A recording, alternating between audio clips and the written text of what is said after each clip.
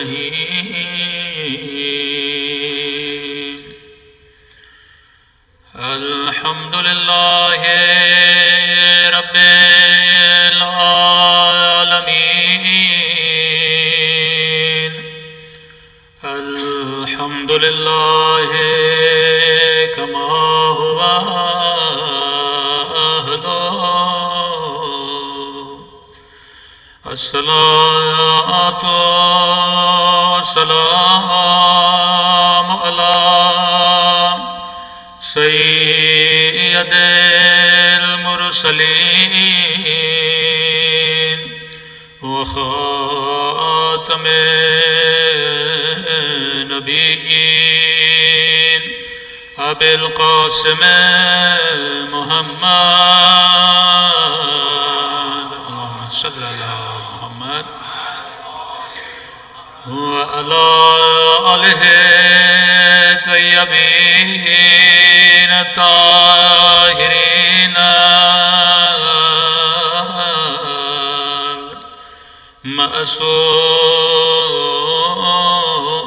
المعصومين. سب مل کے دعا امام زمان. اللهم كل وليك حجت ابن الحسن صلواتك عليه وعلى آبائه في هذه الساعة وفي كل وليا وحافظا وقائدا وناصرا ودليلا وعينا حتى تسكنينا برحمتك يا ارحم الراحمين. صلوات پڑھے محمد والا.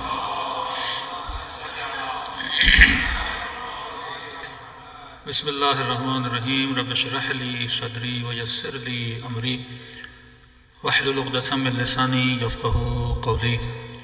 اما بعد فقد قال سبحانہ وتعالی فی محکم کتابہ بسم اللہ الرحمن الرحیم فاسألوا اہل الذکر ان کنتم لا تعلمون. صلوات پڑھے محمد وآل محمد.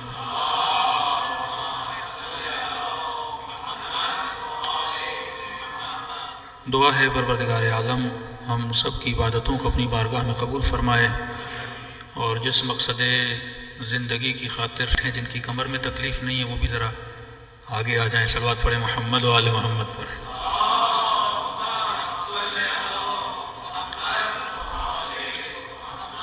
یقیناً آپ صبح سے اپنے کام کاج میں مصروف ہوتے ہیں تو نیند کا غلبہ بھی ہوتا ہے، بدن کی تھکاوٹ بھی ہوتی ہے اور دیوار پہ ٹیک لگانے سے وہ تھکاوٹ اور بڑھ جاتی ہے. تو ہم چھوٹے ہوتے تھے تو جب عراقی اسکول میں جاتے تھے تو بچوں کو ٹیک لگانے نہیں دیتے تھے، کہتے کلاس روم میں نیند آ جائے گی. تو تبھی فرش اعضاء کو فرش بولا جاتا ہے. فرش کا مطلب یہ ہے کہ فرش پہ بیٹھنے کی عادت ہوگی تو خدا عرشی بنائے گا. ٹھیک ہے. اور مجلس صرف جسم کو بیدار کرنے کے لیے نہیں ہوتی، در حقیقت فکر کو بیدار کرنے کے لیے ہوتی ہے. کیونکہ آپ کی فکر بیدار ہوگی تبھی آپ کا بدن بیدار ہوگا. رات کو جب آپ سو جاتے ہیں تو نیند کے عالم میں بھی انسان کی فکر رکتی نہیں ہے، فکر کا سفر جاری رہتا ہے. تبھی آپ کو مختلف خواب آتے ہیں، مختلف چیزیں آتی ہیں. تو مجلس اسی فکر کو ڈائریکشن دینے کا نام ہے اور وہ انسان زندگی میں کامیاب ترین انسان بن جاتا ہے جو اپنی فکر کو ڈائریکشن دیتا ہے. ورنہ جسم کو ڈائریکشن دینا آسان ہے، سب سے پہلی منزل اور آخری منزل جانی جاتی ہے وہ فکر کی ڈائریکشن ہے. تو کوشش کریں کہ مجالس حسین میں بیداری کی صورت میں مجلس سنا کریں. یہ ایک فارملٹی کی نشست نہیں ہے، یہاں پہ ہم اپنے وجود کو بیدار کرنے کے لیے آتے ہیں. یہ گھنٹے کا سیشن، 1 گھنٹے کا لیکچر، 1 گھنٹے کا درس، 1 گھنٹے کی مجلس، سمجھیے یہ ہزاروں گھنٹے انسان کی زندگی کو بدلنے کی طاقت رکھتی ہے۔ صلوات پڑھے محمد و آل محمد پہ۔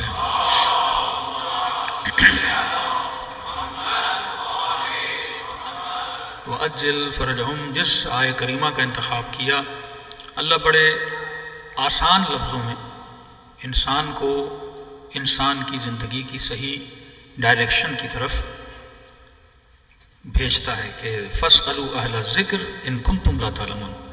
ایک اصول بنا دیا قرآن نے کہ اگر تجھے کسی چیز کا علم نہیں، اگر کسی چیز کی نالج نہیں، تو اس سے پوچھو جس کے پاس اس چیز کا علم ہے یا اس چیز کی مہارت ہے۔ کیونکہ اگر آپ جاہل کے در پہ جائیں گے اور آپ کو غلط ڈائریکشن دے گا، آپ کی زندگی تباہ ہو جائے گی۔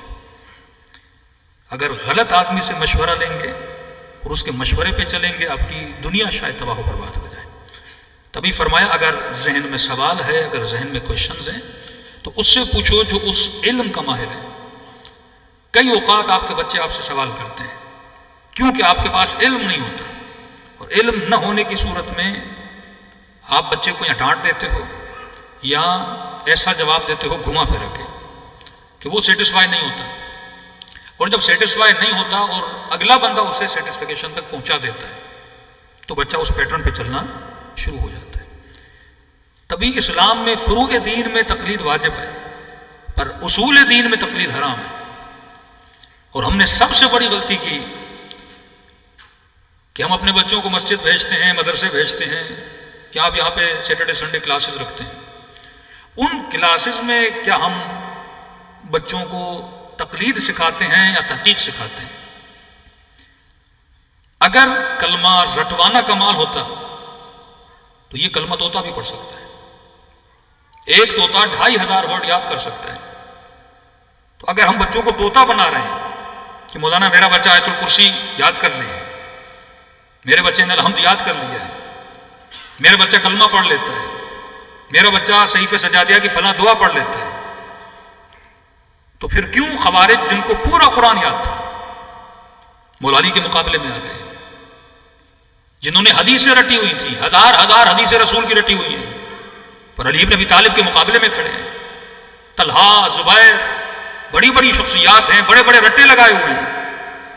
تو سختی سے اہل بیت نے اس چیز سے منع کیا، فرمایا اپنی اولادوں کو طوطا نہ بناؤ کہ ہم خوش ہوتے ہیں بچہ جب رٹ کے ایک چیز کو سنا رہا ہوتا ہے۔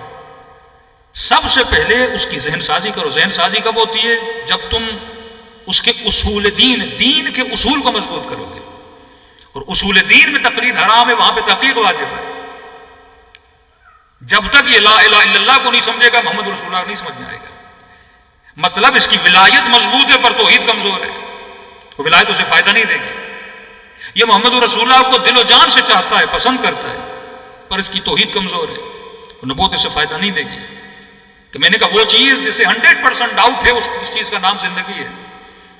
یعنی آپ کو 100% ڈاؤٹ ہے کہ آج میں مجلس سن رہا ہوں، شاید کل میری سانسیں نہ چلے اور میں مر جاؤں، اور جس چیز کا 100% بلیو اور یقین ہے اس چیز کا نام موت ہے۔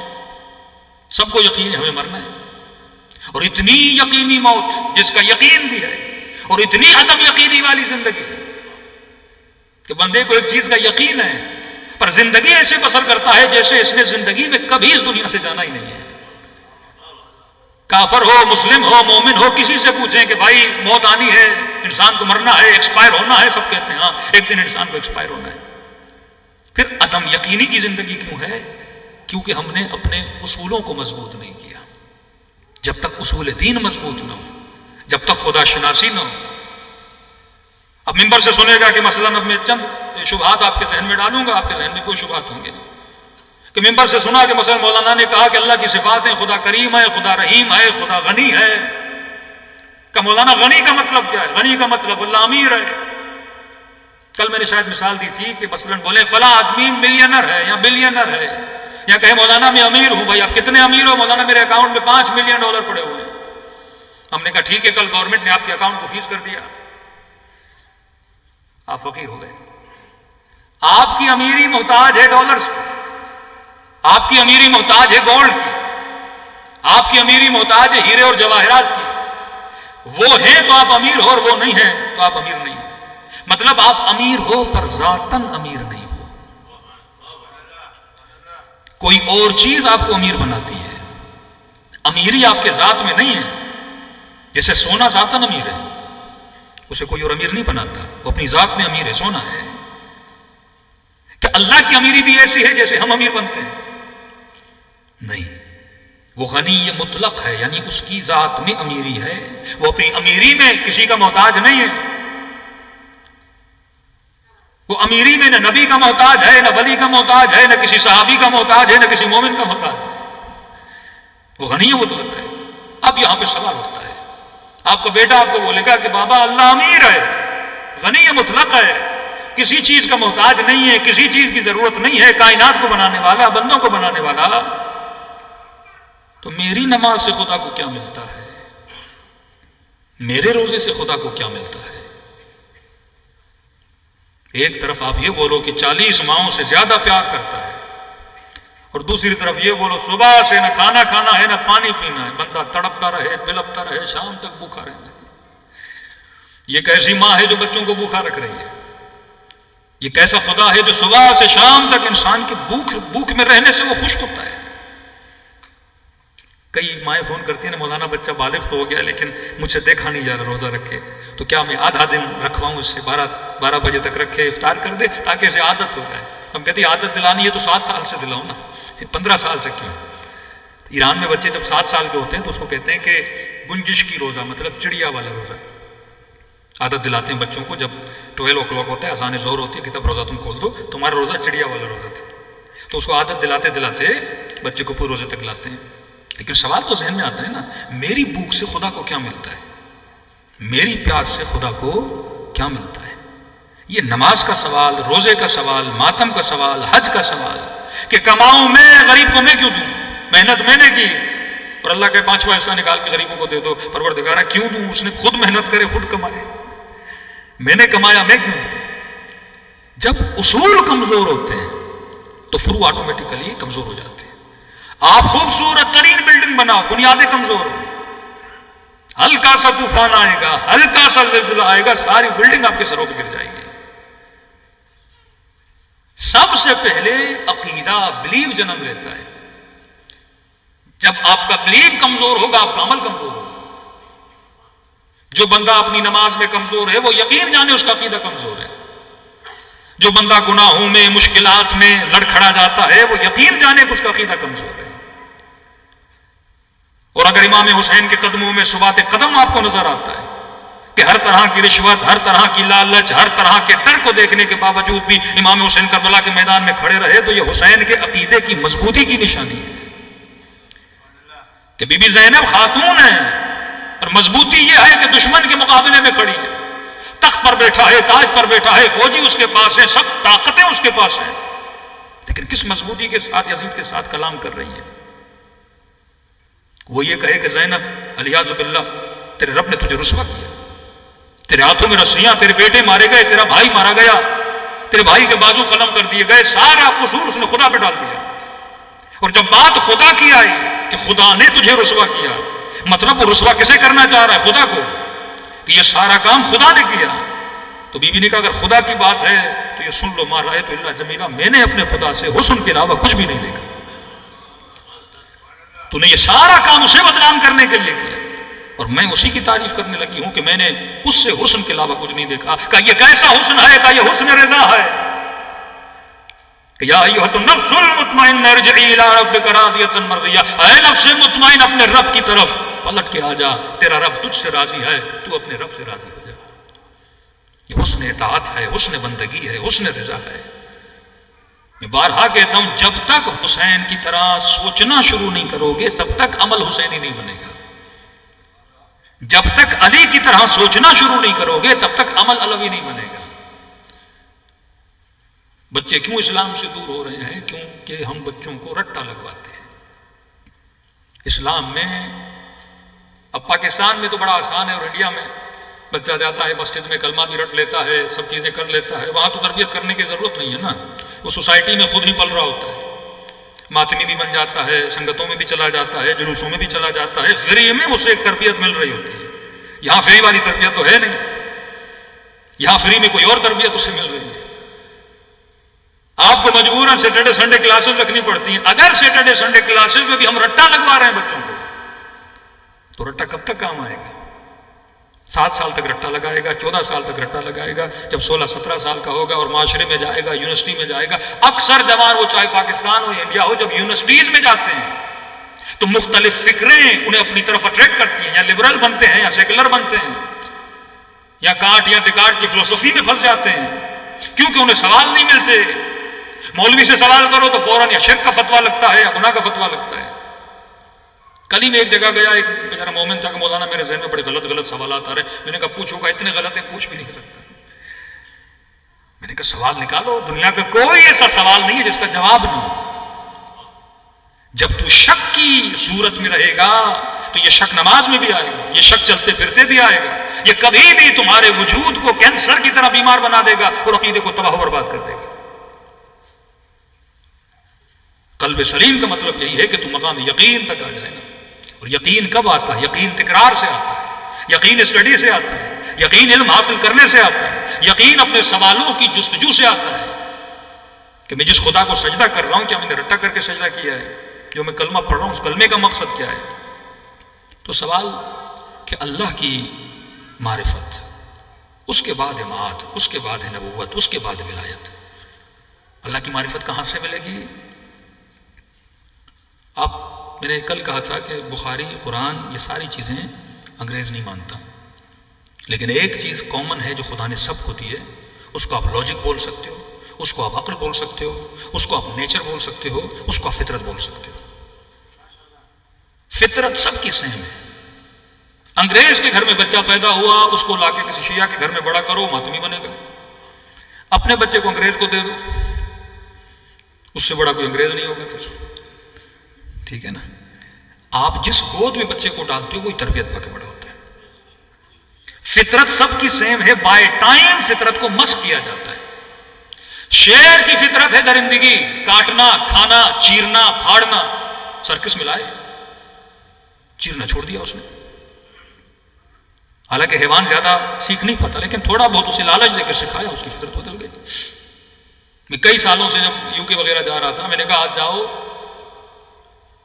گوگل ٹرانسلیشن میں اردو میں لکھو غیرت اور انگلش میں اس کی ٹرانسلیشن پڑھو. تو غیرت کی ٹرانسلیشن جسٹ ایک ہی ورڈ آتا تھا، جیلسی. جیلسی ایک ایتھیکلی ایک نیگیٹو چیز ہے، حسد کو بولتے ہیں جیلسی. غیرت کی میننگ ہی انہوں نے جیلسی کر دی. مطلب ایک ایسا احساس جو ایک پازیٹیو احساس ہے، اس احساس کی میننگ نیگیٹو میں کر دی. میں کو 6 مہینے دیکھ رہا تھا پہلے، پھر میں نے غیرت لکھا، اب انہوں نے 2 میننگ کر دی. میں نے کہا پتہ نہیں یہ شیعوں سے سن کے انہوں نے میننگ بڑھانا شروع کر دی. کس چیز پہ میں ٹوکا جاتا ہے. اب امپیکٹ کیا پڑتا ہے؟ ایک مرد جب اپنی بیوی کے ساتھ سوسائٹی میں جاتا ہے، اب اس کی بیوی کسی اور مرد کے ساتھ گلے مل کے جب ملتی ہے تو اس کے اندر وہ احساس جنم لیتا ہے، غیرت والا. فطری ہے نا، پسند نہیں ہے اس کو کہ اس کی بیوی کسی غیر مرد کے ساتھ اتنا کلوز ہو جائے. اب جیسے اس میں یہ احساس آتا ہے، ٹیڑھی آنکھیں کر کے تھوڑا لال پیلا ہو کے دیکھتا ہے تو بیوی فوراً بولتی ہے ڈونٹ بی جیلس. تو وہ یہ سمجھتا ہے یہ جو احساس میرے اندر ہے یہ برا ہے، میں نے اس احساس کو مٹانا ہے. اب وہ بیوی کو بولتا ہے ٹھیک ہے، احساس مٹانے کے لیے تم 4-5 اور سے بھی اس طرح مل لو تاکہ میرا احساس مٹ جائے. جس طرح آدمی کنجوس ہو تو مولانا کیا مشورہ دیتے ہیں، 4-5 کو پیسے دو تاکہ تو کیا بن جائے، سخی بن جائے. وہ بھی کہتا ہے کوئی بات نہیں، تم 4 اور مردوں سے ہاتھ ملا لو تاکہ میری یہ جیلسی کیا ہو جائے، ختم ہو جائے. اپنے اچھے احساس کو برے احساس کا نام دے کے ختم کیا جاتا ہے. جب تک آپ کو شناس نہیں ہوگی کہ میری فطرت میں کون سی چیز اچھی ہے کون سی چیز بری ہے، جب تک آپ کو پہچان نہیں ہوگی، تبھی فرمایا اللہ کو پہچاننے کے لیے کسی بڑی کتاب کو پڑھنے کی ضرورت نہیں ہے، اللہ کو پہچاننے کے لیے کسی غیر کے پاس جانے کی ضرورت نہیں ہے. مولانا امیر المومنین فرماتے ہیں من عرف نفسہ فقد عرف ربہ، جس نے خود کو پہچانا اس نے خدا کو پہچانا. خدا کوئی دور نہیں ہے، تیرے وجود کے اندر ہے. جب وہ یہ کہے کہ نفخت من روحی، میں نے تیرے وجود کے اندر اپنی روح کا نفخہ ڈال دیا. ہم سب میں رنگ خدا ہے، ہم سب میں خدائی عادتیں ہیں. سالم فطرت خدائی عادتوں کا نام ہے. انہی عادتوں کو آپ نے بچانا ہے، لیکن وہ کب بچیں گی؟ جب آپ اپنے وجود کو کیا کریں گے؟ پہچان لیں گے۔ 60 سال کے لوگ، 70 سال کے لوگ 50 سال زندگی گزار دی، لیکن میں نے سب سے پوچھا کہ ڈیفینیشن آف ہیومن کیا ہے، انسان کی تعریف کیا ہے، انسان بولتے کسے ہیں؟ کسی کو پتہ نہیں تھا۔ ہم پوری زندگی غلط خیال میں گزار دیتے ہیں کہ یہ انسان کی تعریف ہے۔ میں نے کل شاید آپ کو مثال دی تھی، یہ بوٹل ایک مقصد کے لیے بنی ہے، اگر مجھے اس کے بننے کے مقصد کا پتہ نہ ہو، میں اسے غلط مقصد میں استعمال کروں گا۔ آپ کا موبائل ہے، موبائل بات کرنے کے لیے نا، لیکن آپ کی اماں کو پتہ ہی نہ ہو کہ موبائل ہوتا کیا ہے، وہ چائے آپ کے لیے لے کر آئے اور اس موبائل کو ساسر بنا کے چائے اس کے اوپر رکھے اور کہ بیٹھا چائے لے لو۔ آپ کی بوڑھی دادی کو پتہ ہی نہ ہو کہ لیپ ٹاپ کا یوز کیا ہوتا ہے، کس مقصد کے لیے بنا ہے، وہ اس کو ٹرے بنا لے اور بریانی کا ڈش رکھ لے اس کے اوپر اور کہ بیٹا یہ لے لو، میں دیکھ رہی تھی بڑا اچھا ٹرے بنا ہوا ہے۔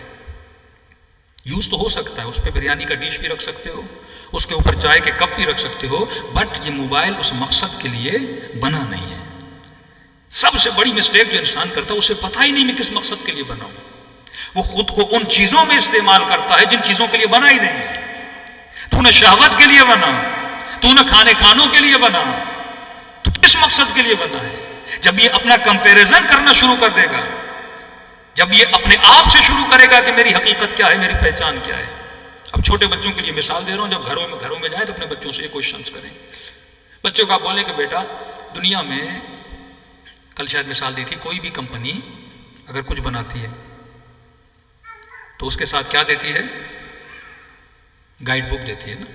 کوئی بھی کمپنی، سیمسنگ کا موبائل لیں، آپ آئی فون کا موبائل لیں، اس کے ساتھ چھوٹا سا گائیڈ بک ہوتا ہے۔ لینے والا یہ سوال تو کر سکتا ہے نا، چیز میری ہے، آپ کون ہو تو مجھے سکھانے والے کہ موبائل کیسے یوز کرنا ہے؟ تو کمپنی کیا بولے گی؟ خریدی تو نے ہے، چیز تیری ہے، تیری حاکمیت میں ہے، تیرے اختیار میں ہے، تیری مرضی تو اسے توڑے، تیری مرضی تو اسے رکھے، لیکن سکھاؤں گا میں تجھے کیونکہ اس کا سافٹ ویئر میں نے بنایا ہے۔ ہر انسان کو اسلام کی فطرت میں پیدا کیا۔ اس کا مطلب کیا ہے؟ مطلب تم سب کا سافٹ ویئر ایک ہے۔ بلی کے اندر ایک سافٹ ویئر ہے، چوہے کے اندر ایک سافٹ ویئر ہے، کوے کے اندر ایک سافٹ ویئر ہے، انسانوں کا سافٹ ویئر الگ ہے۔ یہ سافٹ ویئر آپس میں مل نہیں سکتے۔ اب موبائل میں بلٹ ان سافٹ ویئر ہوتا ہے کہ آپ بٹن دباؤ گے تو اس نے کون سا ایکشن دکھانا ہے، والیوم کا بٹن دباؤ گے تو والیوم ہائی ہونا ہے، یہاں سے والیوم لو ہونا ہے، نیچے والا بٹن دباؤ گے تو سوئچ آف ہونا ہے۔ اس بٹن کو کس نے بتایا کہ یہ دبانے سے سوئچ آف ہونا ہے، یہ دبانے سے والیوم اپ ہونا ہے، والیوم ڈاؤن ہونا ہے؟ پہلے ہارڈ ویئر بنایا جاتا ہے، اس کے اندر پھر سافٹ ویئر کو انسٹال کیا جاتا ہے، پھر آپ کے ایکشن سے جو ڈائریکشن اس سافٹ ویئر کو دی گئی ہے وہ اسی اعتبار سے کام کرتا ہے۔ ایگزیکٹ انسان کا سافٹ ویئر بھی ایسے ہے۔ آپ کو بھوک لگتی ہے، سگنل جاتا ہے، آپ کھانے کے پیچھے جاتے ہو۔ پیاس لگتی ہے، سگنل آتا ہے، پانی کی تلاش میں جاتے ہو۔ کچھ چیزیں آپ کو پسند آتی ہیں، کچھ چیزیں آپ کو پسند نہیں آتی، یہ پہلے سے ہر انسان کے اندر۔ کل میں نے مثال دی، کوئی بھی ایسا بندہ نہیں جسے سخی اچھا نہ لگے نا، یہ بلٹن ہے۔ کوئی بھی ایسا انسان نہیں جسے ظالم اچھا لگے نا، یہ بلٹن ہے۔ ہم آگے بڑھتے بڑھتے اپنے سافٹ ویئرز کو خراب کرتے ہیں، اس کو مختلف وائرسز میں ڈال دیتے ہیں، ورنہ خدا نے جو ہمیں سافٹ ویئر دیا ہے وہ سافٹ ویئر کلین تھا، وہ سافٹ ویئر میں کوئی وائرس نہیں تھا۔ جب ہم بڑے ہوتے ہیں تو معاشرے میں ہمیں پتہ نہیں ہوتا کہ میں نے اتنے قیمتی سافٹ ویئر کو استعمال کیسے کرنا ہے۔ اب فرق انسان اور حیوان کیا ہے؟ حیوان کے اندر لمیٹڈ انفارمیشن خدا نے ڈال دی ہے کہ قرآن میں کہتا ہے میں نے شہد کی مکھی کے اوپر وحی نازل کی، اب اس کو سکھا کر بھیج دیا، اس سے زیادہ اس کے اندر انفارمیشن نہیں ہے۔ وہ پوری زندگی شہد کی مکھی شہد بناتی رہے گی، چڑیا گھونسلہ بناتی رہے گی۔ آپ نے کبھی نہیں دیکھا ہوگا کہ چڑیا تنکوں سے گھونسلہ بنائے لیکن 4 سال کے بعد وہ لوہے سے گھونسلہ بنائے، ایسا آپ کو نظر نہیں آئے گا۔ 1000 سال پہلے جیسے حیوان زندگی گزارتا تھا آج بھی ویسے زندگی گزارتا ہے۔ 1000 سال پہلے جیسے گدھے رہتے تھے آج بھی ویسے ہی رہتے ہیں۔ کبھی بھی آپ کو حیوان میں ترقی نظر نہیں آئے گی۔ ہاں تھوڑی بہت حیوانوں کو ترقی دی تو انسان نے دی، کتوں کو کپڑے پہنا دیے، تھوڑے بہت شیمپو ویمپو سے نہلا دیا، اس کو ترقی آ گئی۔ لیکن ترقی کس کی وجہ سے؟ انسان کی وجہ سے۔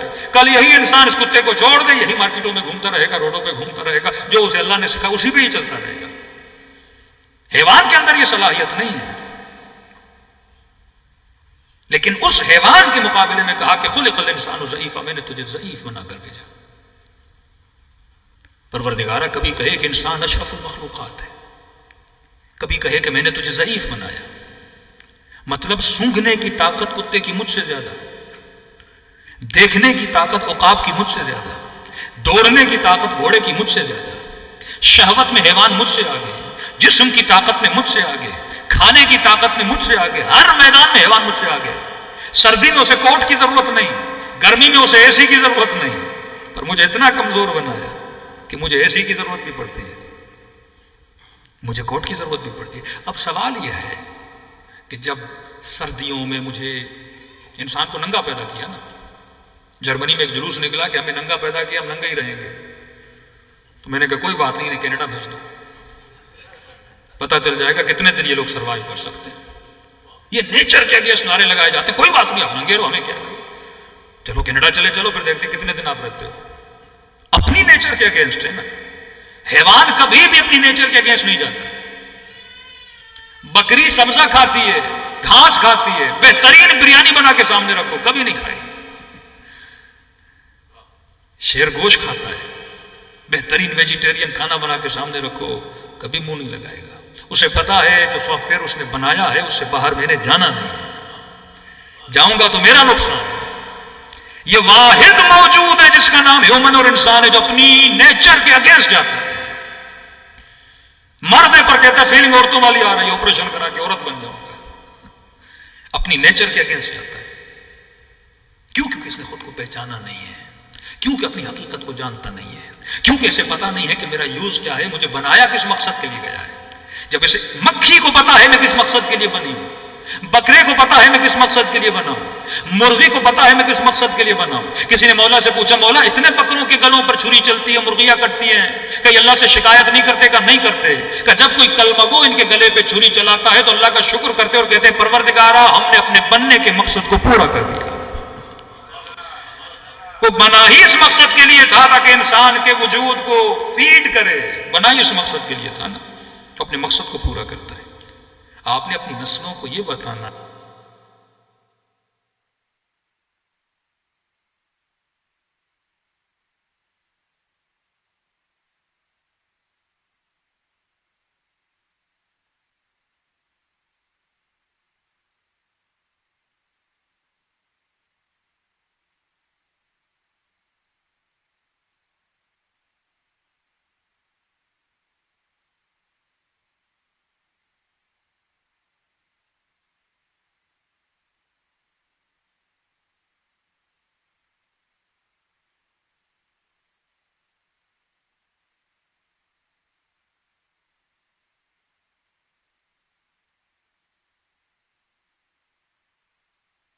کہ بیٹا پاس بنایا۔ اب سوال یہ ہے جس انسان کے پاس زیرو انفارمیشن ہے اسے کیسے پتا کہ میں نے کپڑا کیسے بنانا ہے؟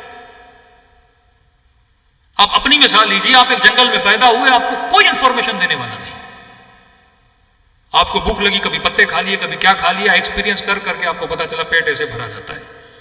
بدن پہ کپڑا نہیں، آپ نے سردی لگی آپ نے پتے پہن لیے، لیکن سوال یہ ہے آپ کپڑا کیسے بناؤ گے جب آپ کے پاس انفارمیشن نہیں؟ آپ ایگریکلچر کیسے کرو گے جب آپ کو پتا ہی نہیں کہ دانا زمین میں ڈالا کیسے جاتا ہے، کیا زمین میں دانا ڈالنے سے بھی درخت اگتا ہے؟ یہ کون بتایا آپ کو؟ آپ کا مائنڈ انفارمیشن سے خالی ہے، انفارمیشن ہے ہی نہیں۔ آج یونیورسٹیاں بنی ایگریکلچر کی، سائنس کی، بایولوجی کی یونیورسٹیاں بنی، انہوں نے کسی سے سیکھا نا، تو سوال یہ ہے کہ اس نے کس سے سیکھا؟ ایگریکلچر کا فلاں ٹیچر سے۔ اس نے کس سے سیکھا؟ اس نے کس سے سیکھا؟ اس نے کس سے سیکھا؟ چلتے جاؤ نا، اپنے ذہن سے سوال کرو کہ لوہا بنانا، کشتی بنانا، ایگریکلچر کا علم یہ کس نے سکھایا انسان کو؟ کیونکہ انسان جب پیدا ہوتا ہے جاہل ہوتا ہے۔ دنیا کا کوئی بھی ایسا انسان نہیں جو پیدا ہوتا ہے اینسٹائن پیدا ہو، کوئی ایسا انسان نہیں۔ ابتدائی علم تو میرے پاس ہونا، مثلا کوئی مجھے بتا اس طرح ایگریکلچر کیا جاتا ہے، پھر میں ایکسپیرینس کر کر کے اس میں کیا کروں گا؟ ترقی کروں گا۔ لیکن ابتدائی علم میرے پاس کہاں ہے؟ تبھی پروردگار عالم نے کائنات کا سب سے پہلا انسان جو بھیجا وہ جاہل نہیں بھیجا، اسے نبی بنا کر بھیجا۔ یہ ایگریکلچر کا علم کائنات میں سب سے پہلے، یعنی یہ ضروری ہے کوئی ایسا آیا ہو جس کے پاس پہلے سے یہ علم موجود ہو۔ حضرت آدم، کشتی بنانے کا علم حضرت نوح، لوہے بنانے کا علم حضرت داؤد، یہ جتنے انبیاء آتے گئے لوگوں کو علم دیتے گئے، پھر تھوڑے سے علم سے لوگ ایکسپیرینس کر کے زیادہ علم لوگوں نے کیا کیا؟ حاصل کیا۔ مثلا میں نے آپ کو کہا کہ یہاں پر سونا ہے، اب کھودنا آپ کا کام ہے، میں نے ڈائریکشن آپ کو کیا کی دے دی۔ نبی ڈائریکشن دیتے تھے، پھر لوگ کیا کرتے تھے؟ تجربہ کر کے اس علم تک کیا کرتے تھے؟ پہنچتے تھے۔ تو فرق انسان اور حیوان یہ ہے کہ انسان کو خدا نے جب پیدا کیا تو اتنا علم دے کر پیدا نہیں کیا، اس کو ابتدائی علم دیا جسے نیچر آف اسلام بولتے ہیں، جسے فطرت بولتے ہیں کہ میں نے کہا سخی ہر کسی کو اچھا لگتا ہے، ظالم کسی کو اچھا نہیں لگتا۔ اب اصول کیونکہ ہمارے کمزور ہیں، یہ بچہ سوال کرے گا میں نماز کیوں پڑھوں، یہ بچی سوال کرے گی میں حجاب کیوں کروں، کیونکہ اس کے کیا کمزور ہیں؟ اصول کمزور ہیں۔ آپ ایک انگریز سے سوال کریں کہ ہیومن کی ڈیفینیشن کیا ہے، انسان کون ہے، وہ فوراً آپ کو کہے گا انسان کی ڈیفینیشن ہے انسان جسٹ باڈی ہے۔ جب اس نے اپنی ڈیفینیشن ہی غلط کر دی کہ انسان جسٹ باڈی ہے، تو وہ زندگی میں ہر وہ کام کرے گا جو باڈی کی نیڈ کو پورا کرتی ہے۔ اب بدن کو کھانا چاہیے، وہ کھانا دے گا، بدن کو شہوت کی ضرورت ہے، وہ شہوت میں چلا جائے گا، بدن مست ہونے میں خوش ہوتا ہے، وہ شراب نوشی میں چلا جائے گا، کیونکہ اس نے کہا کہ میری ڈیفینیشن یہی ہے کہ میں باڈی ہوں۔ اب باڈی کی جو نیڈز ہیں اس نیڈز کو پورا کرتا جاؤں گا نا، تم کون ہو تو مجھے روکنے والے؟ میری باڈی کو یہ پسند ہے، میں کروں گا۔ اور جتنے لا اور جتنے قوانین بھی بنائے جاتے ہیں وہ باڈی کی نیڈز کو پورا کرنے کے لیے بنائے جاتے ہیں۔ الہی قوانین جسم کے لیے نہیں ہے، روح کے لیے۔ دنیاوی قوانین جسم کے لیے۔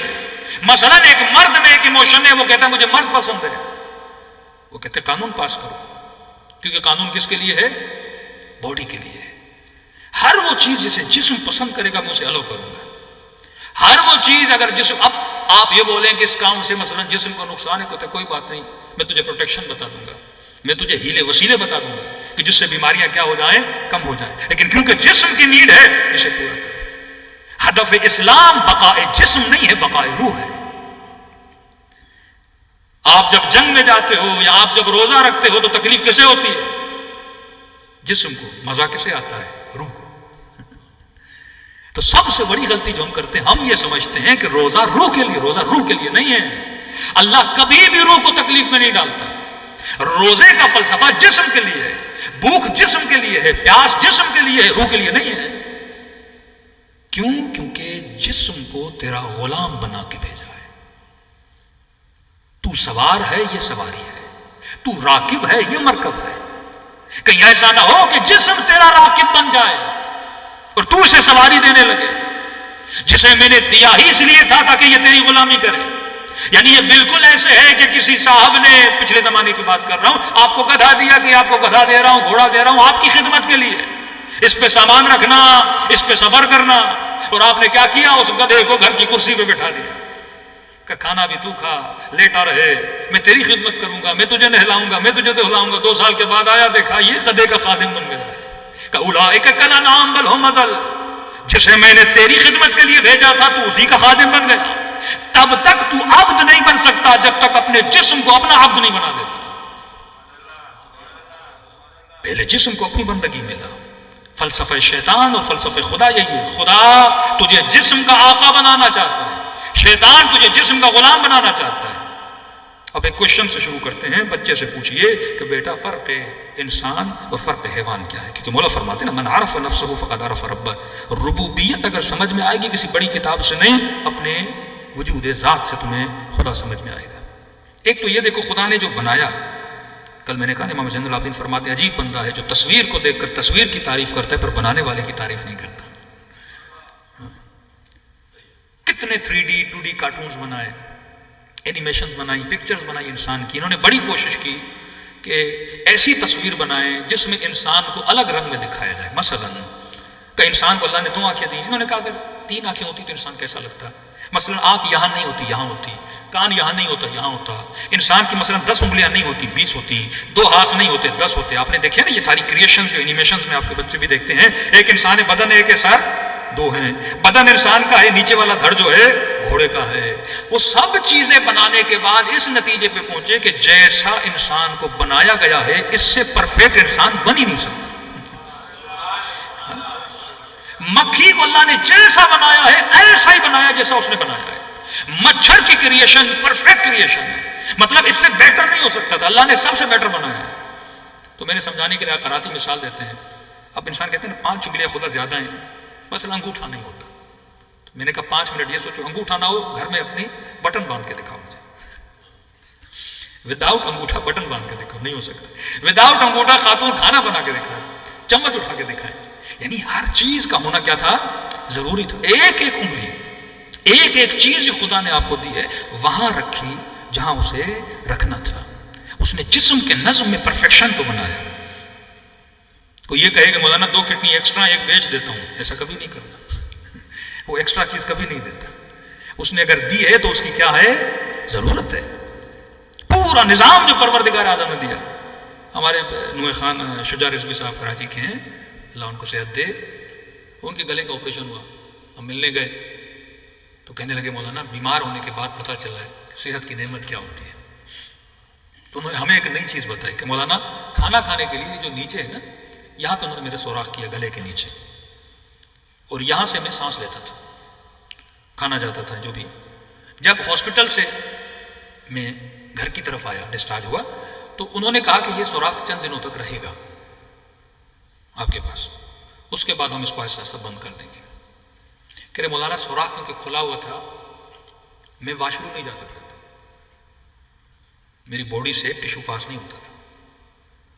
وہ کیوں کہ پریشر ہی نہیں بنتا تھا، کیونکہ یہاں سے ہوا خارج ہو رہی تھی. یعنی ایک سوراخ انسان کی باڈی میں آ جائے، پیٹ میں پریشر نہیں بنتا. اس وقت سمجھ آیا کہ ہر چیز اللہ نے حساب و کتاب سے بنائی ہے. سانس لینے کے لیے سوراخ منہ میں رکھا ہے، گلے میں نہیں رکھا. اگر گلے میں رکھتا یہ نظام کیا ہو جاتا؟ خراب ہو جاتا. تبھی امیر المومنین فرماتے من عرف نفسہ فقد عرف ربہ. اتنے دلائل ہیں، آپ بچے کے ساتھ 10 منٹ بیٹھو عاشق خدا بن جائے گا. اس کے اصول دین کو مضبوط کرو، فوراً نماز کی طرف آئے گا. اس کے اصول کو مضبوط کرو، فوراً حجاب کی طرف آئے گا. جب تک تم اسے فلسفہ نہیں بتاؤ گے اسلام کا، جب تک اللہ کی معرفت نہیں آئے گی، تب تک کیسے عاشق خدا بنے. میں نے کئی مجالس میں بچوں جوانوں کو میں نے کہا کہ آپ کی کتاب ہے نا ورلڈ گنیز بک، میں نے اس کا نام رکھا تھا بے وقوفوں کی کتاب. کس کی کتاب؟ بے وقوفوں کے ریکارڈ ہیں اس کتاب میں. کیونکہ جب انسان کو پتہ ہی نہیں کہ ہیومن کی ویلیو کیا ہے، تب وہ کام کرتا ہے جو اس کے کام نہیں ہے. مثلا ایک خاتون کا میں دیکھ رہا تھا، اس نے کوئی 15 منٹس میں 14 منٹس میں 7 منٹس مجھے پتا نہیں، اس نے 27 برگر کھا لیے، 27 برگرز. ایک پاکستانی نے ریکارڈ بنایا، اس نے اپنے سر سے 1000 اخروٹ توڑے، جلدی سے جلدی اخروٹ توڑے. دوسرا ایک چائنیز تھا جو اپنے سر کے بل کو پتہ نہیں 700 مرتبہ ایسے گھوم رہا تھا. کیا تو اس مقصد کے لیے بنا؟ تو بچے سے پوچھیے میرے لال، وہ کہے گا بابا اس نے ریکارڈ بنا دیا. کون سا ریکارڈ؟ 27 برگرز کھا گئی 17 منٹ میں. ہاں کتنا بڑا ریکارڈ ہے. تو میں نے کہا اسے بولو بیٹا میں 50 برگر رکھتا ہوں، بھینس کتنے منٹ میں کھائے گی؟ یہ کوئی انسانی ریکارڈ ہے؟ یہ وہ چیز ہے جس کے لیے انسان بنا تھا. یہ بالکل ایسا ہے کہ بندہ لیپ ٹاپ کو ٹرے بنا لے، بندہ موبائل پر چائے کا کپ رکھ کے آ جائے، جس مقصد کے لیے موبائل بنا اسے ضائع کر دے. کیوں کہ اس نے خود کو نہیں پہچانا. اپنی ڈیفینیشن جب آپ غلط کرو گے تو آپ کو پتہ ہی نہیں ہوگا کہ میرا یوز کیا ہے. اس نے ڈیفینیشن یہی کی کہ انسان کی ڈیفینیشن یہ انسان جسٹ باڈی ہے. جب جسٹ باڈی بول دیا، اب جو باڈی کی نیڈز ہیں ان کو پورا کرتا جائے گا، پورا کرتا جائے گا. لیکن معصوم فرماتے ہیں تو صرف بدن نہیں ہے، 2 چیزوں کا مجموعہ ہے. بدن کی ویلیو بھی نہیں ہے. خون، نطفہ، مضغہ، علقہ، تیری قیمت تب بنی جب 4 مہینے کا ہوا. جب اس نے کہا نا وَنَفَخْتُ مِنْ رُوحِي، میں نے اس گوشت کے لوتھڑے میں اپنے وجود کا نفخہ ڈال دیا، تب کہا کہ تبارک اللہ احسن الخالقین، میں بہترین بنانے والا ہوں. وہ تجھے بنانے کے بعد فخر کر رہا ہے. اچھا کس کو بنانے کے بعد؟ جسم کو بنانے کے بعد.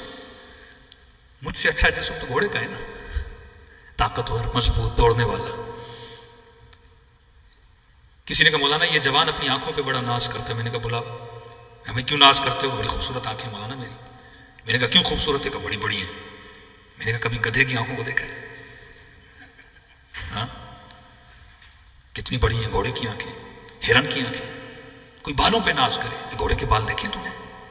بدن پہ ناز کرے، طاقتور ہوں، 220 کلو 220 kg کا وزن اٹھاتا ہوں، گولڈ میڈلسٹ ہوں میں.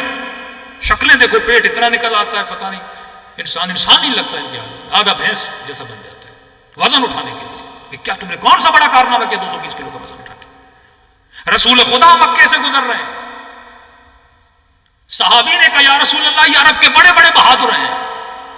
کہا اچھا کیا کرتے ہیں؟ پتھر اٹھاتے ہیں یا رسول اللہ. امر کے لیے مشہور تھا نا، اونٹنی کا بچہ اٹھاتا ہے، ایک دن میں بکرا کھاتا ہے. یعنی یہ ورلڈ گنیز بک اس زمانے میں اگر میں بہت میرے رجسٹرڈ کر دی تھی پورے مکے میں کہ بکرے کا پورا بکرا کھا جاتا ہے ایک دن میں، اونٹنی کا بچہ اٹھا دیتا ہے.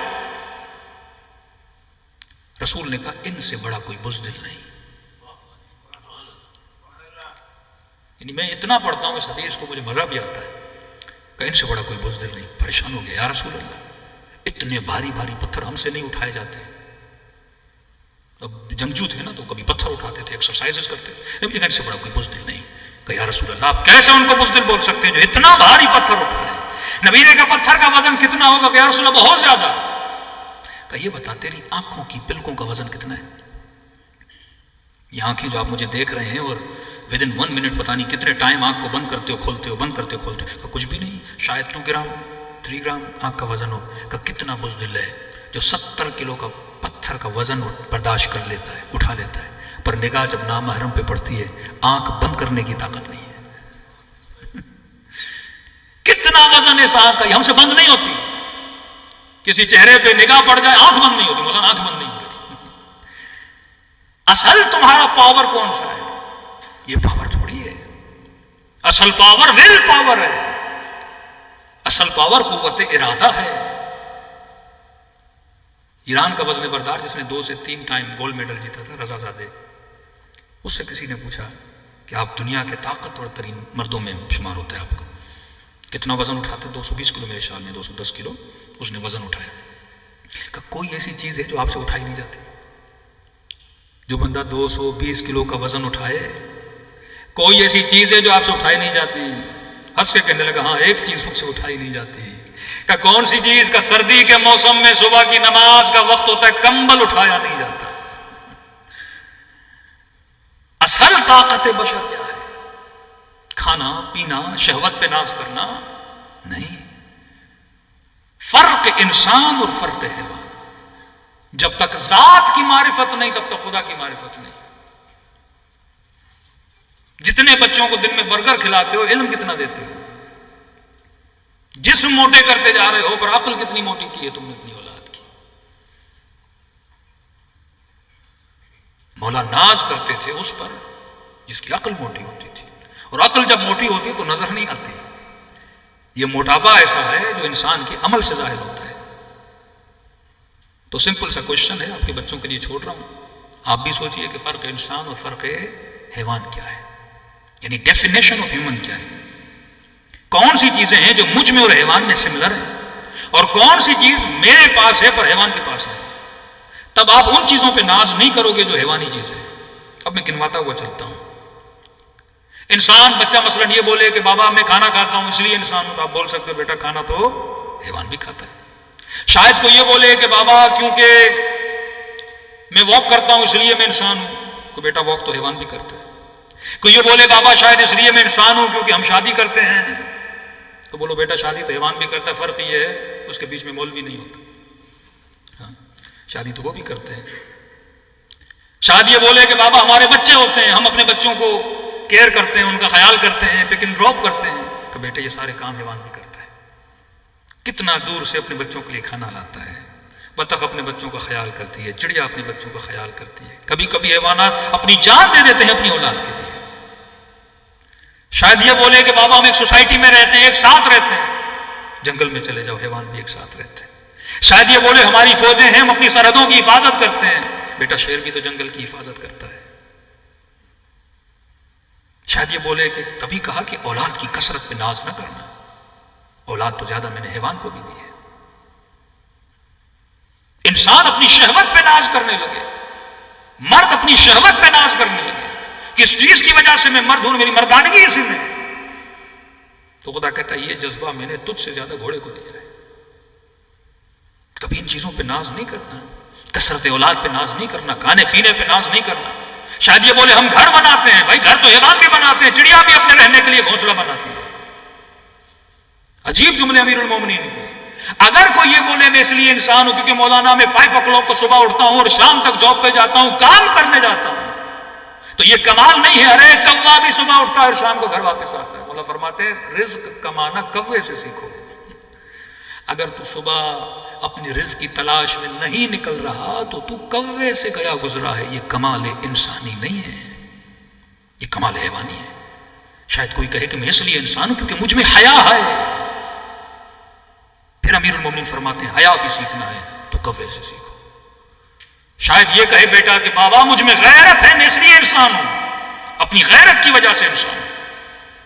تو مولا امیر فرماتے ہیں غیرت مرغے سے سیکھو. اگر تجھ میں غیرت نہیں ہے تو قیامت کے دن خنزیر بنا کے اٹھائے جاؤ گے. مرغا غیرت کرتا ہے، کوے میں حیا ہے.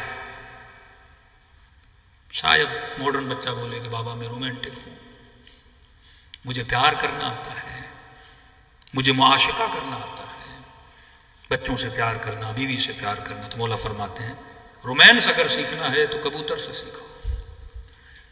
یہ چیزیں تو حیوان میں بھی ہیں، اس میں کوئی کمال نہیں ہے. کبھی کبوتر کو دیکھا ہے؟ یہ کمال بشری تھوڑی ہے، یہ کمال حیوانی ہے. اب بتائیے وہ کون سی چیز ہے جو آپ کے اندر ہے بٹ ایک حیوان کے اندر نہیں ہے، اور اسی چیز کو امپروو کرنے سے میں زیادہ سے زیادہ انسان بنوں گا. اگر حیوانی چیزوں کو امپروو کرتا رہوں گا تو میں حیوان بنتا جاؤں گا نا، لیکن انسانی چیز کو امپروو کروں گا میں انسان بنتا جاؤں گا. تبھی کہا کہ ایمان کا پہلا درجہ، دوسرا درجہ، اور یہاں تک کہ فرمایا انسان جب انسان کامل بنتا ہے، کمپلیٹ ہیومن کب بنتا ہے؟ جب اپنی اس چیز کو کمپلیٹ کرتا ہے. آپ ایکسٹرنل چیزوں سے اپنی شہوت کو بڑھا سکتے ہو، کھانے کی طاقت کو بڑھا سکتے ہو، باڈی بلڈنگ کر کے اپنا ویٹ بڑھا سکتے ہو، لیکن وہ کون سی چیز ہے جس سے میری انسانیت بڑھے گی؟ اس طرح تو عید سے پہلے ہم بھی بکرے خرید لیتے ہیں، 6 مہینے میں بڑا ہٹا کٹے ہو جاتے ہیں. تو باڈی بڑھانا کوئی کمال نہیں ہے، شہوت بڑھانا کوئی کمال نہیں ہے. یہ چیزیں جسمانی ہیں. کون سی چیز ہے جس چیز کی وجہ سے میں انسان ہوں، اور کون سی چیز ہے جو انسان کو اللہ نے عطا کی ہے اور وہ حیوان کو عطا نہیں کی ہے؟ کبھی غور کیا اس چیز پہ؟ فرمایا ایک چیز اللہ نے تجھے دی پر حیوان کو نہیں دی. اس چیز کا نام ہے اللہ نے تجھے ایبلٹی دی ہے اپنی تربیت کرنے کی، صلاحیت کرنے کی. حیوان چاہ کر بھی کبھی پائلٹ نہیں بن سکتا. اسے جتنا سکھایا وہ اسی کے حصار کے اندر گھومتا رہتا ہے. صدیوں سے جو علم چڑیا کو دیا اتنا ہی ہے. ایک چیز اللہ نے تجھے دی ہے کہ تو چاہے تو جاہل سے عالم بن سکتا ہے، تو چاہے تو حر بن سکتا ہے، تو چاہے تو حبیب ابن مظاہر بن سکتا ہے. تو اپنے وجود کی تربیت کرنے کی صلاحیت رکھتا ہے. اس کی دلیل یہ ہے کہ آپ کو پوری دنیا میں کبھی بھی اینیملز کا کوئی ایجوکیشن سینٹر نظر نہیں آئے گا، آپ کو انسانوں کے لیے یونیورسٹی نظر آتی ہے. تو یہاں کی جملہ کہنے دیجئے، تبھی مکتب اہل بیت میں ہمارا یہ دعویٰ ہے کہ بندہ نبی کے ساتھ رہے یا ولی کے ساتھ رہے، اس کے ساتھ رہنا کوئی کمال نہیں ہے. جناب عزیر کا گدھا جناب عزیر کے ساتھ رہا پر گدھا گدھا ہی رہا. اولئک کالانعام بل ہم اضل، یہ حیوان ہے بلکہ حیوان سے بدتر ہے. پھر خدا نے خود جواب دیا پروردگارا اللہ ہے، اور اللہ سمجھے انسان کو گدھا بولے، برا تو لگنا چاہیے نا انسان کو گدھا بولے کہ خدایا کیوں گدھا ہے؟ تو اسی سورہ جمعہ میں آواز آئی کہ یہ جس طرح گدھا اپنی پیٹھ پہ کتابیں اٹھاتا ہے پر ان کتابوں سے کوئی فائدہ نہیں لیتا. کیوں؟ کیونکہ انسان میں کتاب سے علم لینے کی صلاحیت موجود ہے. علم کے ہوتے ہوئے علم سے صلاحیت نہ لے تو اس میں اور گدھے میں کوئی فرق نہیں ہے. ایک گدھے کو اٹھائیے کراچی یونیورسٹی میں باندھ دیجئے، 10 سال کے بعد واپس جائیے گدھا گدھا ہی رہے گا. یہ نہیں کہ وہ یونیورسٹی میں رہتے ہوئے عالموں کے بیچ میں رہتے ہوئے گدھا عالم بن جائے. گدھے کا قصور نہیں ہے کیونکہ گدھے میں ایبلٹی نہیں ہے سیکھنے کی. لیکن اگر کوئی بندہ نبیوں کے ساتھ رہے، ولیوں کے ساتھ رہے، پھر بھی کچھ نہ سیکھے تو خدا کہتا ہے اس میں اور گدھے میں کوئی فرق نہیں. سلمان جب آیا تو سلمان محمدی بنا، صلاحیت پائی. کتنے دن کربلا میں لوگ حسین کے ساتھ رہے، کتنے خط بھیجے ابن سعد کو، نہیں سدھرا. معصوم فرماتے میری 2 انگلیوں میں دیکھیے انسان نہیں ہے، یہ حیوان ہے۔ کیوں؟ فرمایا جس کا آج اس کے کل سے بہتر نہیں ہے، ملعون ہے، ملعون، کیونکہ اس کی ڈیوٹی تھی یہ علم حاصل کرے، تربیت حاصل کرے، اگر نہیں کرتا تو اس میں اور حیوان میں کوئی فرق نہیں ہے۔ اب علم کس سے حاصل کرنا ہے؟ فرمایا العلم علمان، علم الابدان اور علم الادیان، 2 علم ہیں۔ اب یہاں پہ ظرف کی بات آتی ہے، مولا امیر کا بڑا سخت جملہ ہے، فرمایا علم اگر شریف کو ملے تو اس کی شرافت بڑھتی ہے، اور علم اگر کمینے کو ملے تو اس کی کمینگی بڑھ جاتی ہے۔ انسان کا سب سے بڑا قاتل کائنات میں کون ہے؟ انسان ہے۔ انسان نے علم حاصل کیا اور اسی علم کے ذریعے اس نے ایٹم بم بنایا اور اسی ایٹم بم سے ملینز آف انسانوں کو مار دیا۔ علم تو حاصل کیا پر شریف نہیں تھا۔ تبھی فرمایا اللہ علم اسے دیتا ہے جو معصوم ہو، جو شرافت میں اعلیٰ ترین معیار رکھتا ہو۔ پھر کہا اطلب العلم من المہد الی اللحد، علم حاصل کرو گہوارے سے لے کر قبر تک، یہ تیری ڈیوٹی ہے، تو علم حاصل کرے۔ علم کہاں سے حاصل کرنا ہے؟ غیر سے علم لینا ہے کہ نہیں؟ فَاسْأَلُوا أَهْلَ الذِّكْرِ إِن كُنتُمْ لَا تَعْلَمُونَ۔ علم حاصل کرنا ہے تو باب مدینۃ العلم سے علم حاصل کرنا۔ یہ وہ علم ہے جو تجھے انسان کامل بنائے گا، یہ وہ علم ہے جو تجھے مقدس اردبیلی بنائے گا، یہ وہ علم ہے جو تجھے سلمان فارسی بنائے گا۔ اہل بیت سے دوری انسان کو حیوان بنا دیتی ہے، اہل بیت کا قرب انسان کو انسان کامل بنا دیتا ہے۔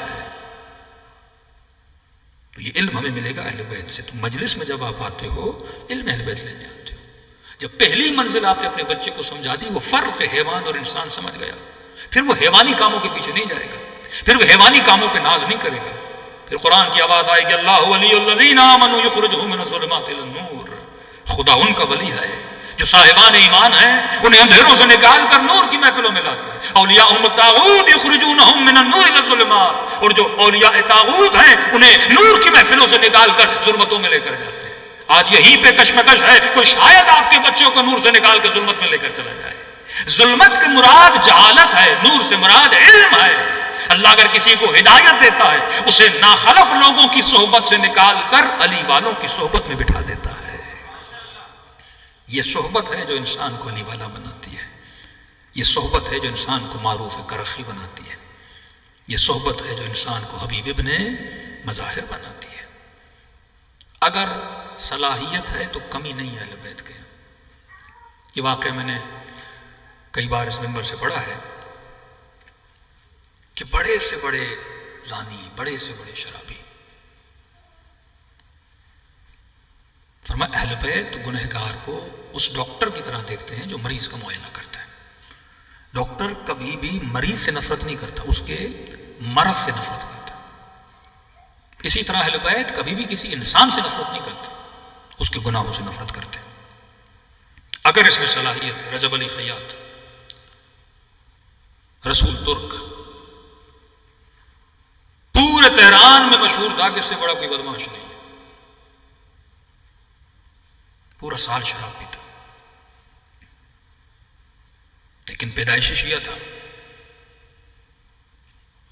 آپ کو پتہ ہے جناب زہیر پورے سفر میں امام حسین سے خیمہ دور لگاتا تھا کہ میرا حسین سے سامنا بھی نہ ہو۔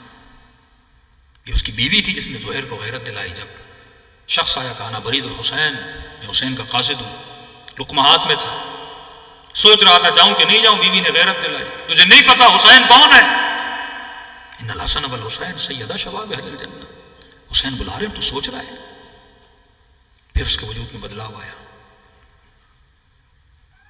وہاب قلبی کون ہے؟ مسیحی ہے۔ یعنی کوئی مومن مجھے بتایا وہاب نے کتنی نمازیں پڑھی ہوں گی؟ چند نمازیں امام حسین کے پیچھے پڑھی۔ وہ کثرت اعمال کو نہیں دیکھتے، وہ زندگی کا آخری ایک دن بھی اگر معرفت کے ساتھ گزرتا ہے، یعنی انسانیت میں گزرتا ہے، کہ تو انسان ہو گیا نا۔ اب اس میں انقلاب آ گیا، یہ حیوانیت سے نکل کے انسانیت میں آ گیا۔ اب انسان بن کے مرے گا تو قیامت میں انسان بنا کے اٹھایا جائے گا۔ رسول ترک تہران کا شرابی ہے، محرم کے جب 10 دن آتے تھے یہ نشہ چھوڑ دیتا تھا۔ تہران کی مشہور انجمن، مثلا آپ مختلف انجمنوں کے نام ہوتے ہیں، انجمن کا نام تو غلامان عباس مثلا، جیسے مولانا مجلس پڑھتے تھے رسول ترک محفل میں آتے تھے۔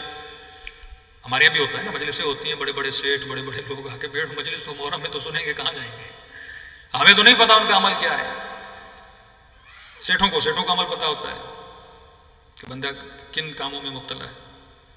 لیکن رسول ترک ایک ایسا شخص تھا جو کسی سے ڈھکا چھپا نہیں تھا، بدنام زمانہ، سب کو پتا تھا یہ نشائی آدمی فاسق ہے. مجلس میں آتا لوگ ڈرتے بھی تھے، بدماش بھی تھا، اور سیدھا آتا یہاں مولانا بیٹھے ہیں اور سیدھا مولانا کے رائٹ ہینڈ پہ آگے بیٹھ جاتا تھا. جہاں معززین شہر، معزز افراد بیٹھتے ہیں، کون منع کرے. ہمارے ابھی مجلسیں ہوتی ہیں نا پاکستان میں، مشہور سیاستدان آ کے بیٹھ جاتے ہیں، مولوی خوش ہوتا ہے. سب کو پتا ہوتا ہے زمانے کا بڑے سے بڑا فاسق، بڑے سے بڑا فاجر. بیٹھنا ہے تو فرش اعضا کے بیچ میں بیٹھو. ممبر کے قریب وہی بیٹھے جو اچھی شہرت رکھے، ممبر کے قریب وہی بیٹھے جس کو پورا شہر نیکی کے نام سے جانتا ہو، نمازی کے نام سے جانتا ہو. آتا تھا بیٹھ جاتا تھا. ایک دن گزرا، مجلس روٹین سے ہوتی رہی، 2 دن گزرے، 3 دن گزرے، 4 دن گزرے، 5 دن گزرے. انجمن کے کچھ ممبروں نے میٹنگ کی، کہا انجمن ہماری بدنام ہو گئی. کہا کیا ہوا؟ کہ باہر جاؤ. پہلے لوگ کہتے تھے کس مجلس میں جا رہے ہو، مثلا آپ سے بولا جائے گا بھائی کہاں جا رہے ہو، آپ بولیں گے الاسر میں جا رہے ہو. اور کل مثلا آسٹریلیا کا کوئی بدماش آدمی روز مجلس میں آتا رہے، جو سب جانتے ہیں اس کو، مثلا یا کوئی شریف آدمی، یا مثلا یہاں کا پرائم منسٹر مثلا مجلس میں آئے، روز آئے، تو لوگ کیا بولیں گے کہاں جا رہے ہو؟ وہ مجلس جہاں پرائم منسٹر آتا ہے. اب یہ نہیں بولیں گے الاسر میں جا رہے ہیں. مشہور آدمی کے نام سے چیز چلتی ہے. اب یہ شرابی آتا تھا. کہ پہلے لوگ بولتے تھے مثلا انجمن غلامان عباس میں جا رہے ہیں، اب بولتے ہیں اس مجلس میں جا رہے ہیں جہاں رسول شرابی آتا ہے. کا نام ہی بدنام ہو گیا ہماری انجمن کا. کہ کیا کریں؟ کہ انجمن کا نام بدنام ہو رہا ہے، حسین کی مجلس بدنام ہو رہی ہے. منع کرتے ہیں. ڈر ڈرا کے انہوں نے اسے اپنے کمرے میں بلایا. کہ 10 بستہ گزارش ہے، یہ حضرت عباس کی انجمن ہے. لوگ آتے ہیں کہتے ہیں ہم انجمن غلامان عباس میں جا رہے ہیں. جب سے آپ آ رہے ہو سب کہتے ہیں جہاں وہ شرابی آتا ہے نا ہم وہاں جا رہے ہیں، نام خراب ہو رہا ہے. آپ سے گزارش ہے اتنی تہران میں مجلس ہوتی ہے کہیں اور چلے جائیں. تو کہتا میں نے تو سنا تھا یہ حسین کی مجلس ہے، میں نے تو سنا تھا یہاں اور آیا کرتے ہیں، ممبر سے کچھ باتیں ہیں اور تمہارا اخلاق کچھ اور ہے. کہ ہمیں نہیں پتا، ہم نہیں چاہتے ہماری انجمن بدنام ہو، آج کے بعد نہیں آتا. اب دیکھیے شہر کا بدماش آدمی چاہے تو ان کو مار بھی سکتا تھا. اس نے کہا چلو گزارش میں آگے نہیں بیٹھوں گا، مجمع کے بیچ میں بیٹھ جاؤں. 10 ہی دن ہیں جن میں مجھے سکون ملتا ہے. عادت ہے بچپن سے حسین کی مجلس سننے کی، سننے دو. کہ نہیں تو مشہور زمانہ ہے، تو بیچ میں بھی بیٹھے گا، لوگ تجھے جانتے ہیں، ہم بدنام ہو چکے.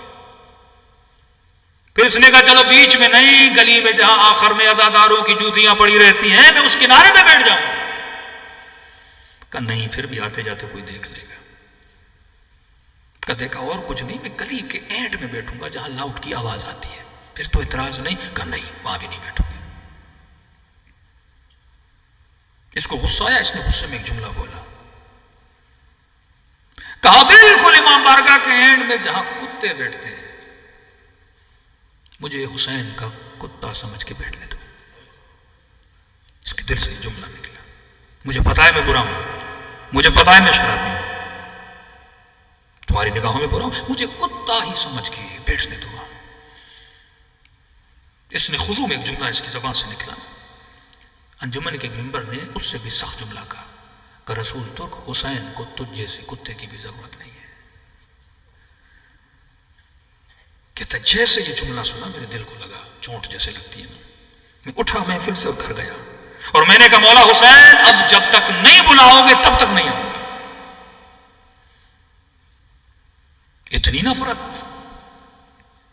کہتا غصے میں تھا، یہ کہہ کے میں سو گیا. 6 محرم گزری، 7 محرم آ گئی. دل تڑپے کہ حسین کی مجلس میں جاؤں، لیکن کیسے جاؤں؟ بول چکا تھا کہ مولا حسین اب نہیں بلاؤ گے نہیں آؤں گا. 7 محرم گزر گئی، 8 محرم گزر گئی، 9 محرم گزرے. رسول تو کہتا میں رونے لگا، پوری رات رویا. اور میں نے کہا مولا حسین اس نے صحیح کہا تھا کہ آپ کو مجھ جیسے کتے کی ضرورت نہیں ہے. کہتا پوری رات رویا. صبح عاشور ہوئی، میرے گھر کے دروازے پہ دستک ہوئی. جیسے دروازہ کھلا انجمن کے جتنے ممبر تھے میرے دروازے پہ کھڑے تھے، پریشانی کے عالم میں آنکھیں لال، آنسو بہ رہے ہیں۔ رسول تو جلدی کر، حسین کا تعزیہ نکالنا ہے، جب تک تو نہیں آئے گا تب تک ہم تعزیہ نہیں نکالیں گے۔ کہ میں پریشان ہو گیا، میں نے کہا بدنام کر کے نکالا، تانے دیے، اب مجھے لینے کے لیے آئے ہو؟ کہا ہم لینے کے لیے نہیں ہے رسول، حسین نے بھیجا ہے۔ کہ میں سمجھا نہیں، یہ 7-8 ممبر تھے، انہوں نے کہا ہم سب کے سب نے رات کو ایک ہی خواب دیکھا ہے۔ کہا کہ کیا خواب دیکھا ہے؟ کہ خواب کے عالم میں ہم عصر عاشور کا منظر دیکھ رہے تھے کہ سرزمین کربلا پہ لاشیں بکھری ہوئی ہیں، ظالم لاشوں پہ گھوڑے دوڑا رہے ہیں، سیدانیوں کے خیموں پہ حملہ کر رہے ہیں۔ کہ رسول ترک یہ منظر دیکھنا کلیجے کے پھٹنے کے برابر ہے۔ اب کوئی بھی شیعہ اگر یہ منظر دیکھے اس کا دل تو کرے گا نا کہ میں اس گھوڑے کو روکوں، میں اس ظالم کو روکوں جو بیویوں کے خیموں کو آگ لگا رہا ہے۔ ہم دیکھ رہے تھے، اندر ہی اندر کڑ رہے تھے، پر یہ طاقت نہیں تھی کہ ہم روک سکیں۔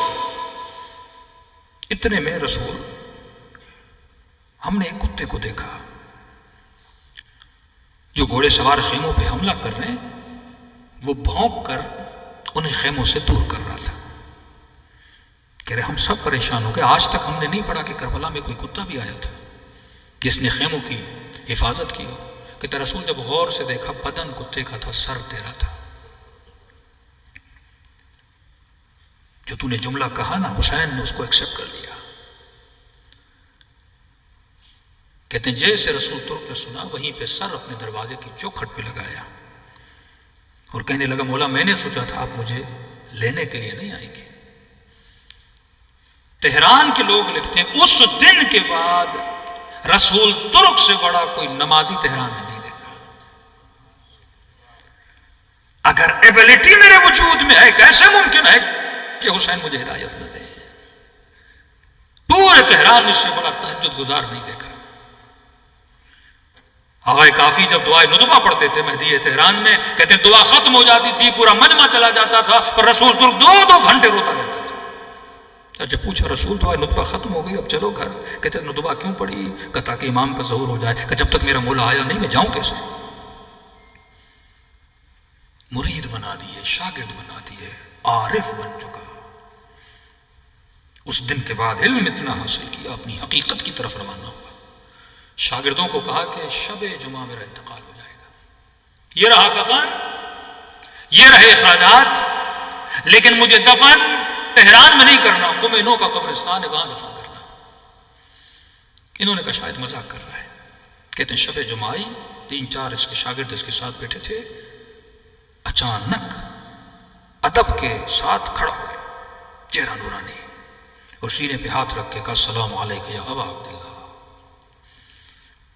کہ یہ کہہ کر بیٹھا۔ ہم نے کہا رسول کیا ہوا؟ کہ حسین نے اپنا وعدہ پورا کیا، میں جا رہا ہوں۔ کہ یہ جملہ بولنا تھا، اس کی روح پرواز کر کے چلی گئی۔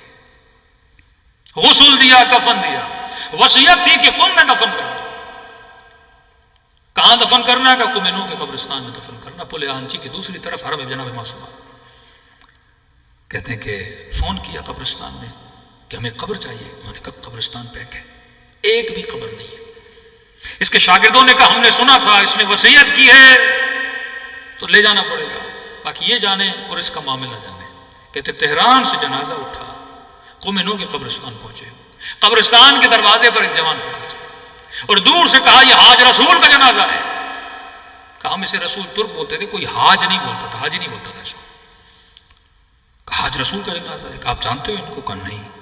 کہ پھر حاج رسول کیوں بول رہے ہو؟ جوان رونے لگا۔ کہ رات کو میں نے خواب میں امام حسین کو دیکھا۔ امام حسین نے کہا اے جوان، کیا حسین کو اپنی قبر نہیں دو گے؟ میں نے کہا مولا حسین آپ کی قبر تو کربلا میں، آپ کو میری قبر کی کیا ضرورت؟ کہا تیری ایک قبر قم نو کی قبرستان میں تو نے خریدی ہوئی ہے، اگر تو وہ قبر حسین کو دے، میرا وعدہ ہے تجھے وادی السلام میں قبر دیں گے۔ کہا مولا کس کے لیے قبر چاہیے؟ کہ میرا ایک غلام حاج رسول آ رہا ہے، جب اس قدر تمہاری سچائی اہل بیت کے ساتھ ہوتی ہے تو کفن اور دفن اور قبر کا بندوبست بھی اہل بیت علیہ الصلوۃ والسلام کرتے ہیں۔ کیونکہ وہ کریم ہیں، کریم ابن کریم ہیں۔ مولا کا ایک بوڑھا ظاہر کہتا جب لوگ کربلا جانے لگے قافلے جوق در جوق، کہتا میں غریب بھی تھا، بدن سے معذور بھی تھا، اب لوگوں کو جب کربلا جاتا ہوا دیکھا کہ میں رو پڑا۔ مولا حسین سے شکایت کی، مولا کہ آپ کی زیارت صرف امیروں کے لیے ہے، صرف صحت مند جسموں کے لیے ہے، میرا نہ کوئی والی ہے نہ وارث ہے، غریب بھی ہوں فقیر بھی ہوں، جسم بھی نہ تباہ ہے۔ مولا اگر مر جاؤں گا منکر و نکیر کہیں گے تو کیسا شیعہ تھا، حسین کی ایک زیارت لکھوا کے نہیں لایا نام اعمال میں۔ کہتے رو رو کے مصلی پہ آنکھ لگ گئی، خواب کے عالم میں امام حسین کو دیکھا۔ امام نے فرمایا میرے ظاہر تو نے سچ کہا، ہم کریم ہیں، اگر میری کربلا آ سکتے ہو تو ضرور آنا، لیکن اگر واقعاً کربلا نہیں آ سکتے، یعنی جسمانی طاقت توانائی نہیں ہے، مالی اعتبار سے طاقت نہیں ہے، کہ میں حسین کریم ہوں، اور کریم وہ ہوتا ہے جو کسی کو محروم نہیں کرتا۔ کہ مولا پھر کیسے آپ کی زیارت کا ثواب حاصل کروں؟ کہ خلوص سے دل سے مجھ حسین کو ایک سلام کیا کرو۔ کہ مولا ایک سلام کرنے سے ثواب زیارت حسین مل جائے گا۔ فرمایا ایک نشانی ہے۔ مولا کون سی نشانی ہے؟ کہ جب مجھ حسین کو سلام کرو اور نہ چاہتے ہوئے اگر تیری آنکھوں سے آنسو آ گئے تو یہ مت سمجھنا یہ تیرے آنسو ہیں، یہ حسین نے تجھے تیرے سلام کا جواب دیا ہے۔ اکثر لوگ پوچھتے ہیں مولانا ہم کربلا جاتے ہیں، اذن دخول پڑھتے ہیں نا مولا حسین کرم کے بارے، ادخلوا یا اللہ، ادخلوا یا رسول اللہ، ادخلوا یا مولاتی یا فاطمہ الزہرا۔ مجھے کیسے پتا چلے امام حسین نے مجھے اجازت دی حرم میں آنے کی؟ گھر حسین کا ہے۔ اذن دخول کا مطلب یہ اذن مانگ رہا ہوں، اجازت مانگ رہا ہوں اندر آنے کی۔ مجھے کیسے علم ہو کہ امام حسین نے اجازت دی ہے؟ ایسے تو صدام بھی گئے امام حسین کے گھر میں نماز پڑھ کے آیا، مجھے کیسے پتا چلے؟ یہی جملہ علماء اور رفع فرماتے ہیں، فرماتے جب اذن دخول پڑھو نا، پڑھتے پڑھتے تیرا دل اگر ٹوٹ جائے، یعنی ایک مرتبہ بندہ کوشش کرتا ہے رونے کی، ایک مرتبہ نہیں، دل ٹوٹتا ہے اور آنسو خود بخود آنکھوں سے جاری ہوتے ہیں، کہ جب یہ کیفیت طاری ہو جائے تو یہ مت سمجھنا یہ تیرے آنسو ہیں، حسین نے تجھے تیرے سلام کا جواب دیا ہے۔ گھر بیٹھے ان کی زیارت کما سکتے ہو، قلب اگر پاک ہو، معرفت وجود اگر انسان میں آ جائے، سمجھ جائے میں کس مقصد کے لیے اس کائنات میں لایا گیا اور اسی مقصد کو پورا کرے۔ میری عادت ہے میں مصائب کو سلام امام حسین سے شروع کرتا ہوں، تاکہ ہر مجلس جب انسان پڑھے اور سنے تو ایک زیارت امام حسین کا ثواب لے کر جائے، سب مل کے اپنے آقا حسین کو سلام کریں اور چند جملے مصیبت کے۔ السلام علی الحسین وعلی علی ابن الحسین وعلی اولاد الحسین وعلی اصحاب، سب مل کے السلام علی الحسین وعلی علی ابن وعلی اولاد الحسین وعلی اصحاب، بلند آواز سے السلام علی الحسین وعلی علی ابن الحسین وعلی اولاد وعلی اصحاب۔ میرا سلام زینب کی لٹی ہوئی چادر پہ،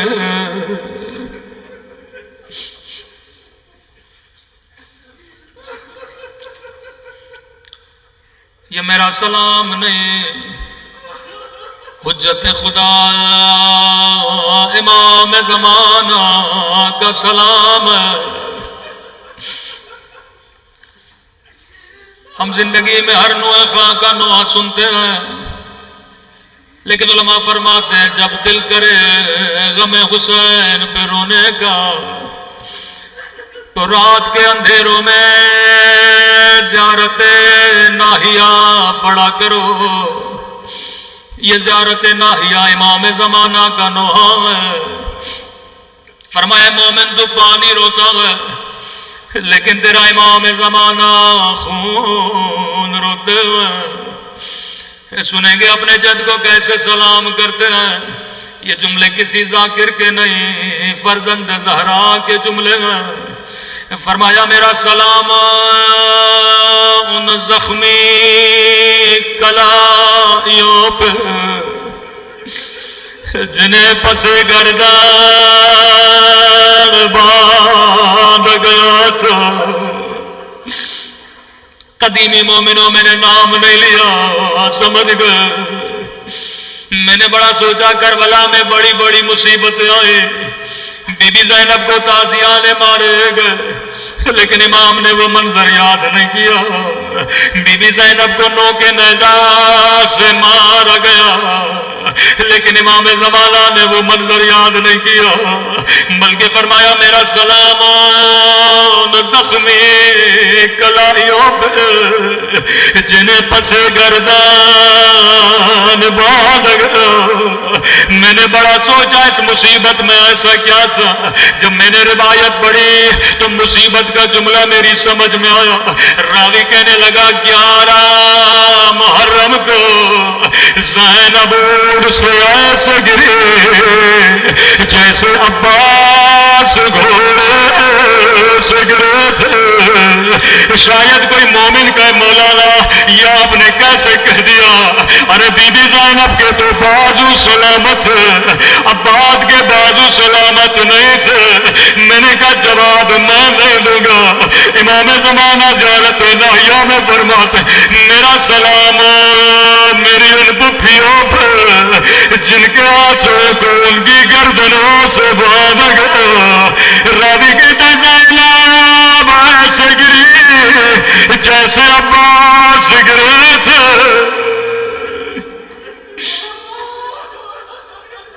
میں قربان امام زمانہ آپ کی مظلومیت پہ. فرمایا میرا سلام ان زخمی کلائیوں پہ جنہیں پس گردن باندھ گیا. اگلا سلام اس سے بھی درد بھرا سلام ہے. کسی بھی سلام میں میرے مولا نام نہیں لیتے اشارہ کرتے ہیں. فرمایا میرا سلام ان ننھے سے رخساروں پہ. اللہ جانے یہ کس بچی کے رخسار. میرا سلام ان ننھے سے رخساروں پہ جن کا رنگ بدلتا رہا. یہ نہیں کا رنگ بدل گیا بلکہ بدلتا رہا. کبھی شمر کے تماچوں نے رنگ نیلا کیا کبھی ظالم کے تماچوں نے رنگ کالا کیا. رسول خدا کا فرمان ہے مسلمانوں کبھی حیوا کو بھی منہ پہ نہ مارا کرو. یہ نبی کی نواسی کو تماچے مارتا تھا رو کر کہتی تھی میرے غریب الوطن بابا. بابا میرے رخسار چھوٹے تھے لیکن شمر کا ہاتھ بڑا تھا. میں قربان ننھے رخساروں پہ میں قربان ننھے سے کانوں پہ. فرمایا میرا سلام ان زخمی کلائیوں پہ جنہیں پس گردن باندھ گیا. میرا سلام ننھے سے رخساروں پہ جن کا رنگ بدلتا رہا.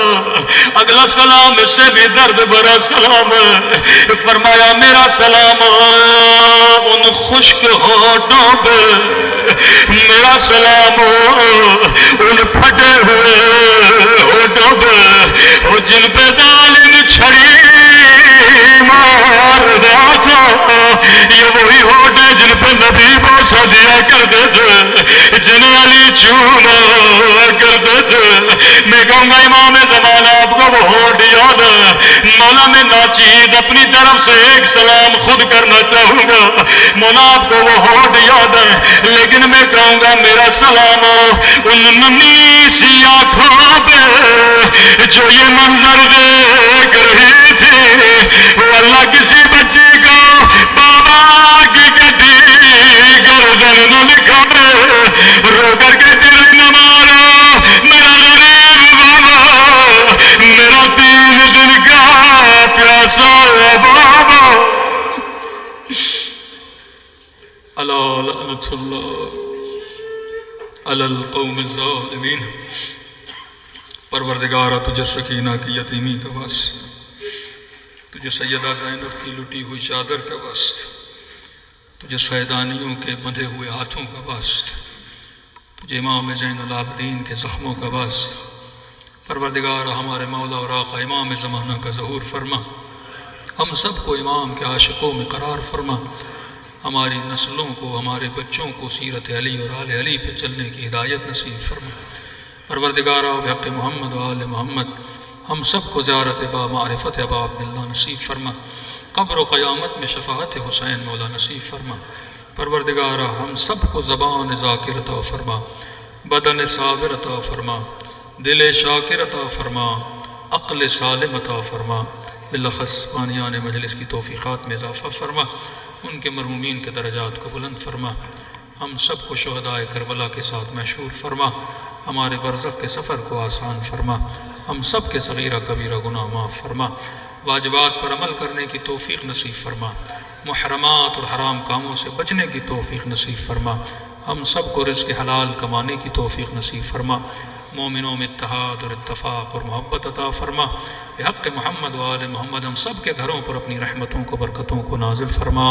ہر طرح کی نظر بد و پریشانیوں سے ہم سب کو محفوظ فرما. ربنا تقبل منا انک انت السمیع العلیم. صلوات پڑھے محمد و آل محمد.